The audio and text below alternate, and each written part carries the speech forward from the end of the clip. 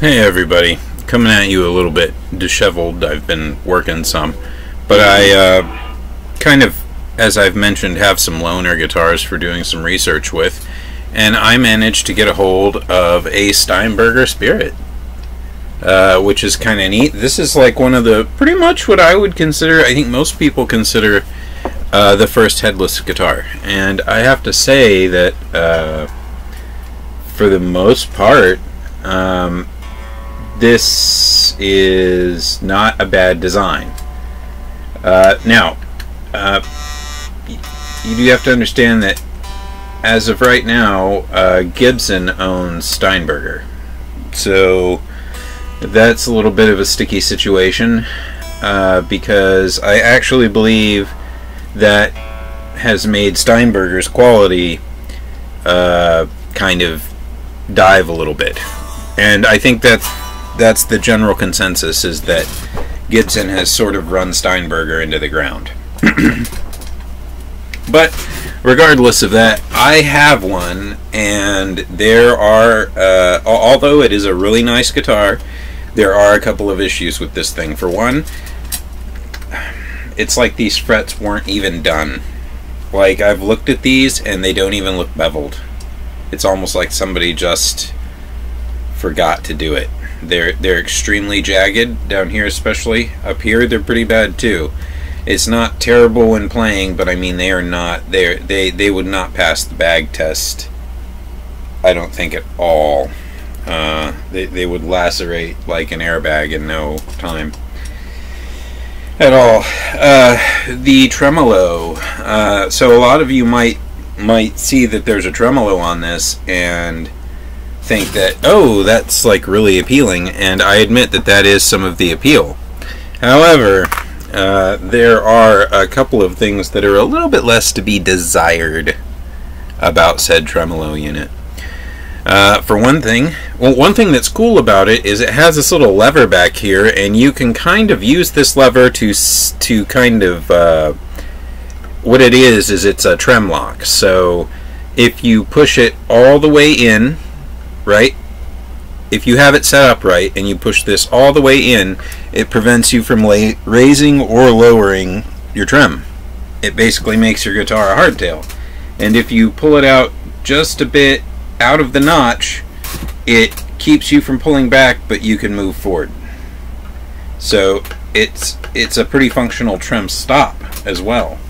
But that's where kind of the cool things about the tremolo and bridge sort of stop, right? This is the stiffest tremolo I have used in a long while. I'm starting to get used to it. But basically, this trem is not made for doing, you know, dive bombs with and stuff. This tremolo cannot take that kind of force. It is very stiff. This is one of those single spring trem units, and you get a lot of purchase with just a little bit of action with this thing. You can pull off the occasional dive bomb with it, but really it's not designed for that. This is designed for more melodic kind of trem work, and I mean, I think it's capable of that.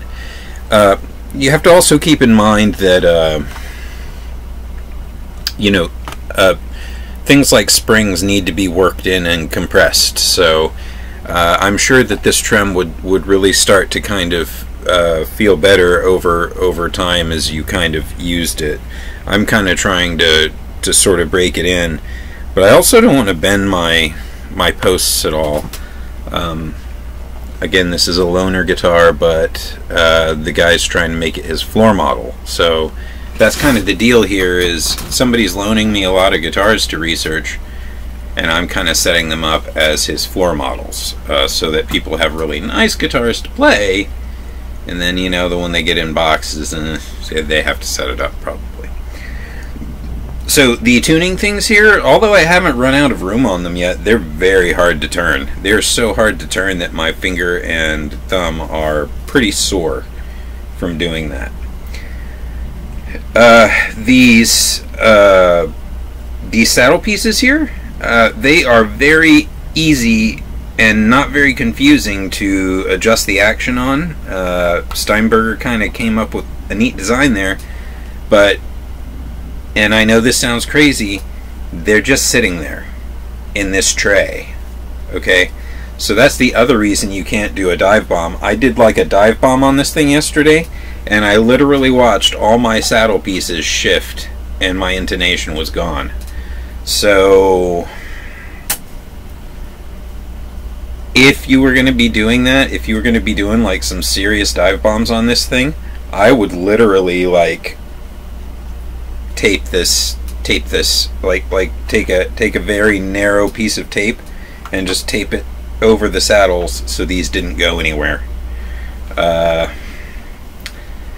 Or maybe you could come up with a way to make some posts that you can put behind these saddles that are the right length or whatever. Maybe you could do that with a couple of bolts, actually. That might be doable, and that way you just push them back against there and you always know what your intonation is. I mean, it's clever if you're not going to be doing dive bombs. It actually works very well. It's very easy to adjust the intonation. I don't intonate a lot of my guitars these days because doing it's such a pain in the ass. But I tend to think that, I mean, despite being kind of a bad design in some ways, for the ease of adjusting the intonation, it's actually pretty good. The pickups, these look and sound like EMGHZs, so they are okay. There could be better pickups in here. That volume knob right there is in the way when I play. If this was going to be a guitar I was keeping, I would take that volume out, just leave that blank, and move it over here in a concentric volume tone. And then you'd have a stop for the trem bar too, so you wouldn't, it'd go back only to that tone knob. This is very much in the way for my playing style, as was the middle pickup. I used to be into the whole, HSH thing. Now I think it's a little overkill, especially with like push-pull pots and what you can do with coil splitting and stuff like that. I think you just kind of don't need one these days. I guess it's nice to have a true single coil on there, but like I said, these pickups are bordering on lackluster anyway. Now, oh, and it does need a leveling crown.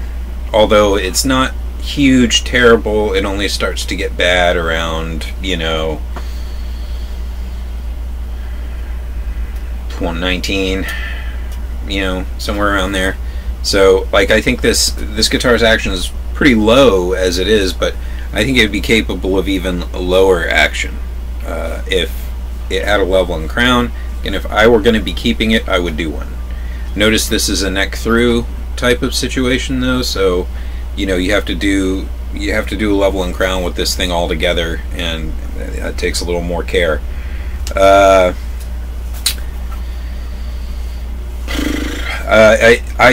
I think out of all of the headless guitars I've played so far, headless guitars and basses, I really like this one because of its just lack of anything up here.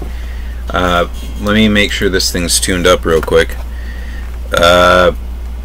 It's not trying to do anything, weird as far as its headstock arrangement goes. It just doesn't have a headstock. The strings are hooked up there. That would be another negative. The strings for this are proprietary. Several companies make them. The original ones are labellas, so these are labellas. This would be the first time I've ever played labella strings, and they sound alright, but these are the proprietary double ball end labella strings. They do make adapters that allow you to use regular non-ball end, non-double ball strings, but you really kind of have to think about that, and whether you're doing that because of money or because you just want to use cobalts or something. Because the adapter to do that is 45 bucks, And with the Labella strings being like $15 a pack, you know, you could buy 3 packs of strings before you'd have to buy one of those adapters. And I mean, I would never probably go through 3 packs of strings. I mean, I just don't break strings like that, and my instruments are kept in pretty good conditions. So the other cool thing about this whole locking thing is it's very easy to set up. You basically just lock your tremolo down, and then you tune your guitar and make sure that it's in tune right there. So right now the bridge is locked down, and I'm tuning this thing up with that bridge locked down. And just let you listen here. Bridge pickup, by the way.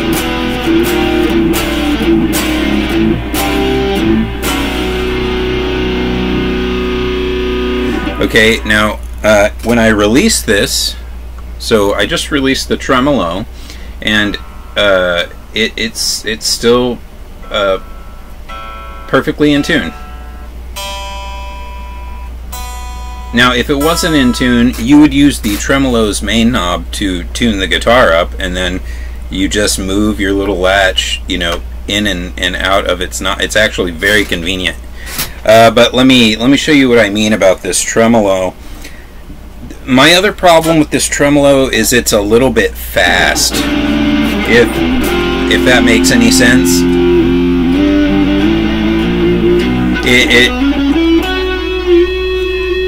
It reacts a little bit faster than say a Floyd Rose. The other thing this tremolo is great at is door stops. That it does well. And it does reverse door stops just as well. So there's a win.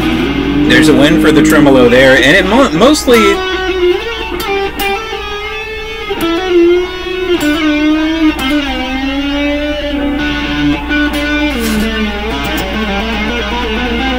I mean, it's a capable tremolo.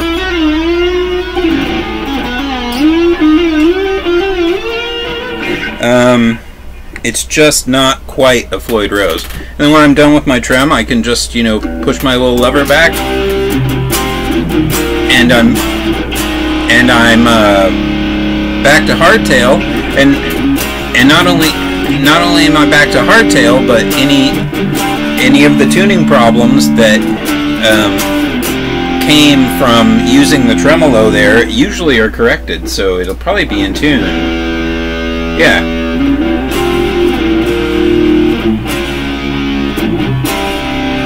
So that is neat too, how if your trem slips you out of tune, the little lever puts you back in tune, generally. If you're, you know, this is assuming like your strings are you know, really played in and everything like that. These strings are not very played in, so I'm having to do a lot of tuning. I mean, at least I hope it's the strings. So when I release the trem now, it probably will be out of tune. Yeah, it's sharp, so I'm going to just use the... There we go. So I just used the tremolo's main knob to just bring it back, and now that lever just slips in there no problem.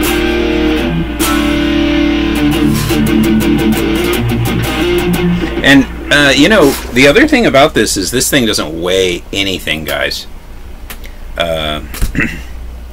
Aside from its few little problems, I mean, I really like the Steinberger, and I think if their fretwork was a little bit better, they'd be right about worth the money. I mean, at about, you know, $450, they're really hard to beat. I mean, they look a little funky, I guess. You know, their little leg rest that they have here if you play like that, which does work well. I mean, I've used it. Anyway, that's it for this vid.